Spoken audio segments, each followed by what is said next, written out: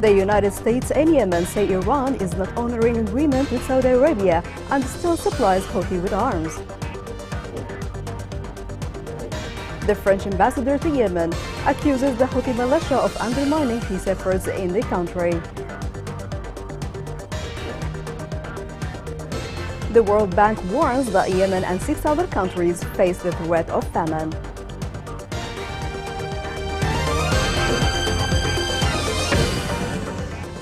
Good evening. Welcome to Yemen Today TV. I'm Abir Ali and you're watching the English news. The United States and Yemen governments say Iran is not honoring agreement with Saudi Arabia and the countries to supply the Houthis with arms and drugs. This statement followed the seizure of 2 Iranian ships in the Gulf of Oman carrying drugs and were meant to the Houthis. The following report has more.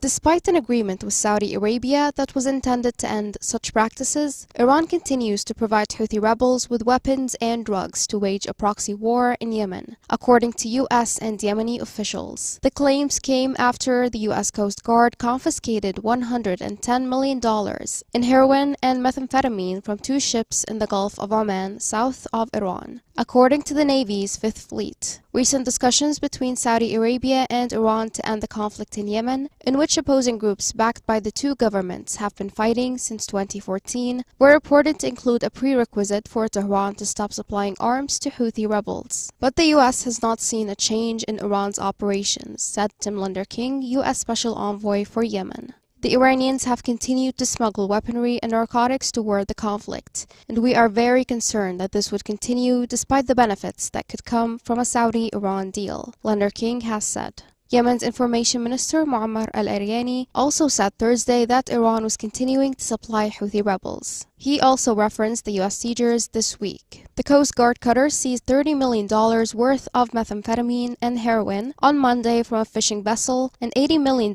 worth of heroin on Wednesday. More U.S. vessels will soon be patrolling waters off the coast of Iran, the 5th Fleet announced on Friday. U.S. authorities have also accused Iran of providing weapons, training, and financial assistance to the Houthis, who captured Sana'a, Yemen's capital, in 2014, prompting Saudi Arabia and other Middle Eastern countries to intervene. An agreement reached by China earlier this year to re-establish diplomatic ties between Iran and Saudi Arabia fueled hopes that the war might cease.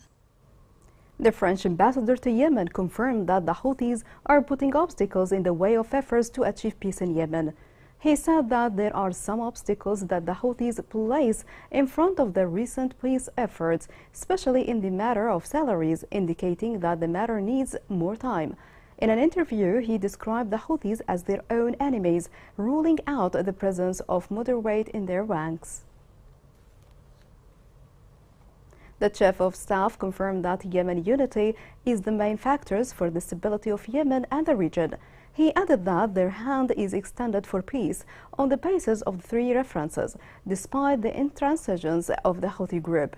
He stressed that Yemen's stability and security will only be through unity and getting rid of the terrorist Houthi organization, so the entire region will stabilize with it. Irada Organization Against Torture and Enforced Disappearance held an event to popularize the brief human rights report for the victims of Hajur, where the Houthi militia practiced a series of systematic arrests, kidnapping and torture of many people of Hajur in various 5 directorates. The event also dealt with a hearing session for one of the previously released prisoners of the directorate who discussed the Houthi crimes and methods of torture.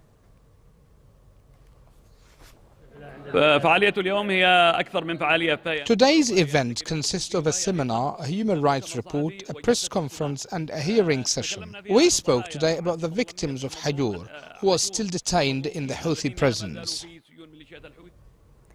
The King Salman Center delivered 24,000 tons of wheat to the World Food Programme in Aden.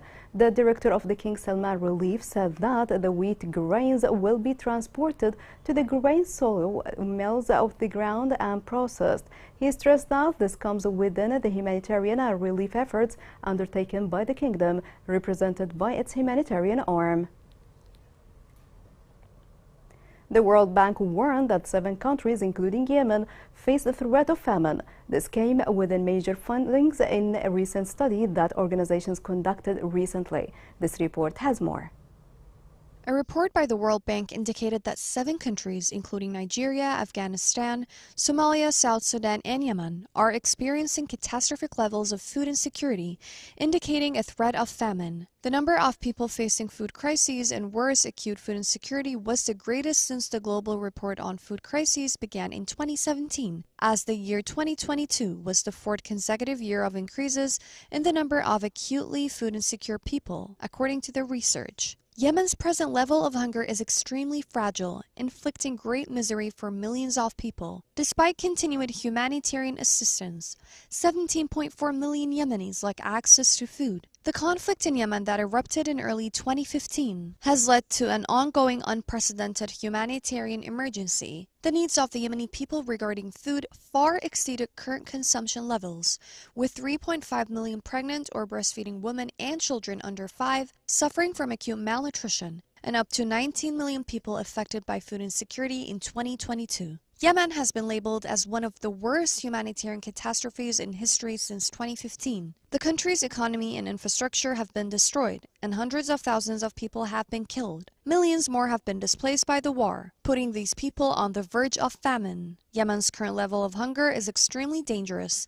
causing great misery and suffering for millions of people. The conflict in Yemen that began in 2014 has made everyone extremely vulnerable to death and famine. In addition, the conflict has also displaced more than 1 million people and given rise to cholera outbreaks, medicine shortages, and threats of famine. Unfortunately, the help provided still does not reach everyone in Yemen, leaving many people on the verge of starvation. More than 150,000 people have been killed in this war. The country has also been on the brink of famine for many years. Over 5 million people in Yemen are on the brink of starvation, as the conflict and economic decline have left families struggling to find enough food to get through the day. The rate of child malnutrition is one of the highest in the world, and the nutrition situation continues to deteriorate. The UN describes the situation as the world's worst humanitarian crisis and a man-made famine. Hunger in Yemen is still mostly caused by the conflict. Massive funding gaps already exist for the 20.7 million Yemenis who require aid in the form of food, nutrition, clean water, healthcare, and other essentials. Yemen, the worst famine the world has seen in 100 years. Right now, over 8 million people are facing starvation. Since the beginning of the war, 85,000 children have died due to the lack of food. We cannot allow this to continue. The Yemeni people can't wait. Coming up in the news.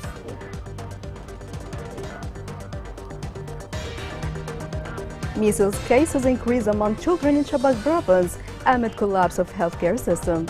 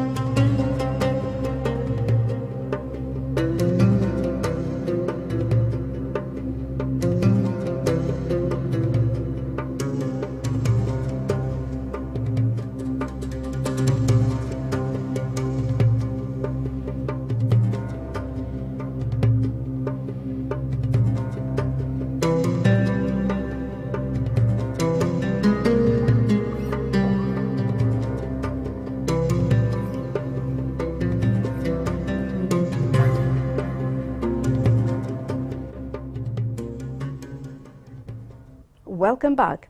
Currently, the governorates of Abyan and Shabwa and Hadramaut are continuing to maintain some of the damaged roads with funding and supervision from the Road and Bridges Maintenance Fund. The repairs include removing waste from Abyan Shukra Road, repairing damage to surface bridges in Abyan, and filling damages on the Ataka Road in Shabwa. The Director General of Emergency Maintenance in Roads Fund confirmed that the technical teams will continue to carry out repair work. In Mukalla, a workshop on cosmetic was concluded and it was implemented by breast cancer surgery consultants from Egypt. Participants, doctors and nurses working in the field received a theoretical and practical knowledge in the field of cosmetic. It's noteworthy that a workshop coincided with the launch of a free medical project to perform surgeries in the breast tumors. Measles epidemic has hit major provinces in Shabwa Governorate. According to medical sources, the epidemic has claimed tens of children's lives and infected thousands. This report has more. A measles epidemic kills a number of children in Bayhan and infects hundreds of people. 4 deaths and dozens of cases of measles fever in Bayhan district of Shabwa was recorded, while the epidemic is still spreading widely among the children of the district. Citizens confirmed that this epidemic, as well as fevers, has been killing the residents of the district for more than a month, in the absence of the minimum health measures to contain this deadly epidemic.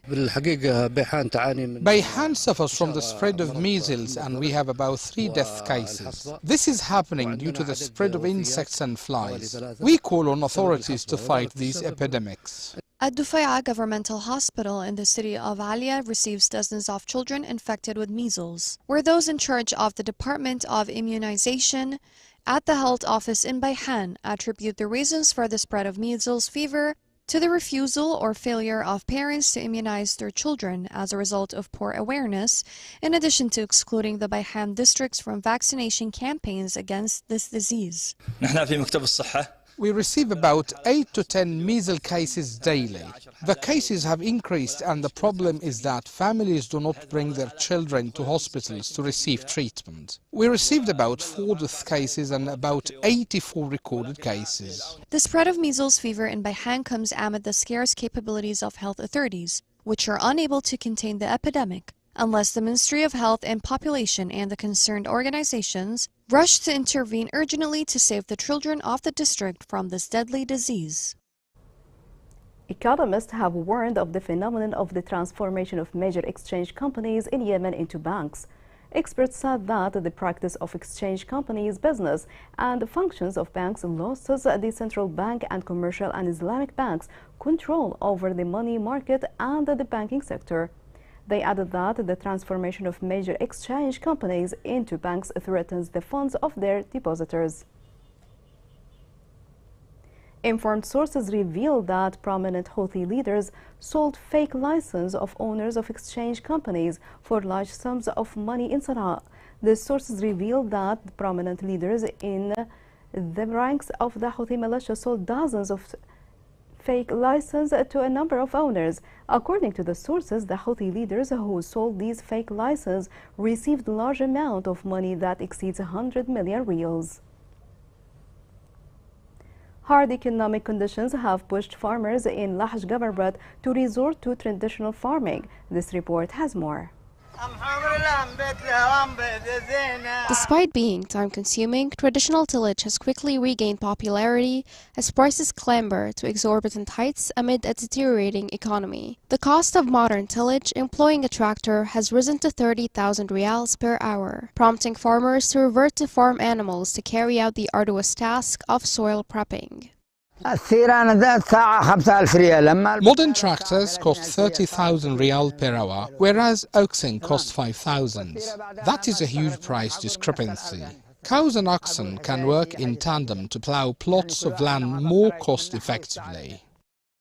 Professional farmers in the area claim that plowing with bulls is not only economically feasible, but also increases output rate, which is not possible with modern tillers. I am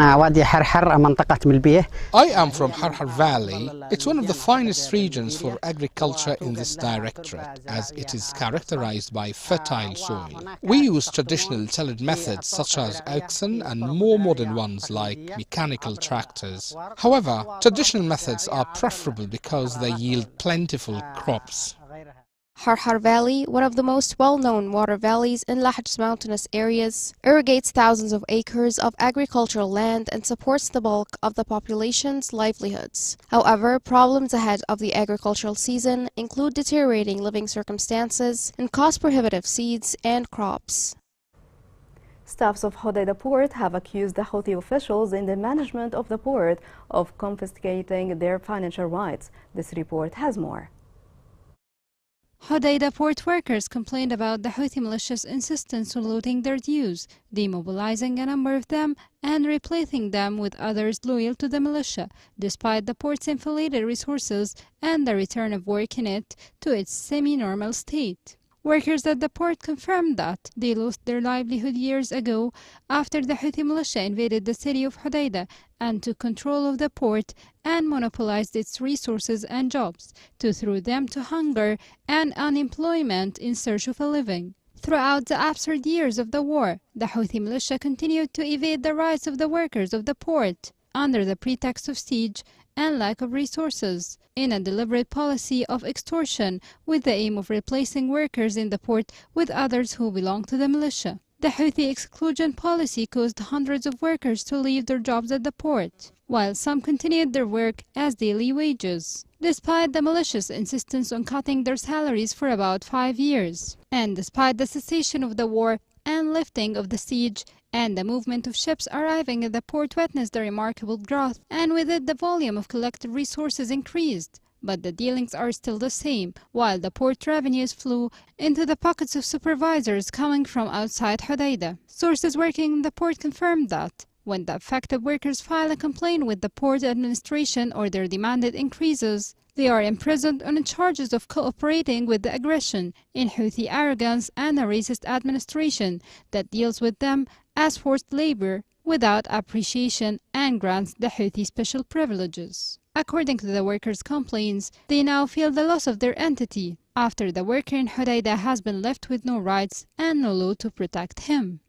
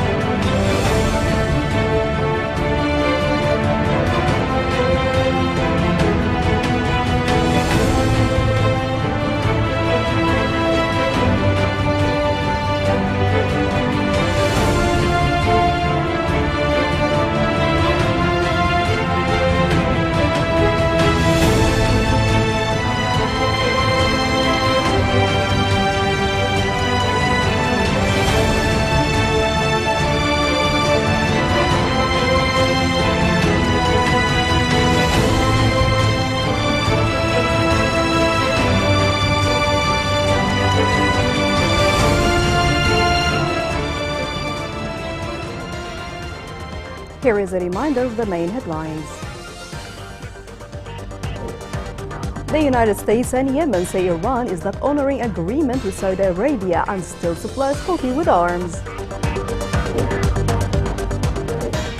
The French ambassador to Yemen accused the Houthi militia of undermining peace efforts in the country. The World Bank warns that Yemen and 6 other countries face the threat of famine.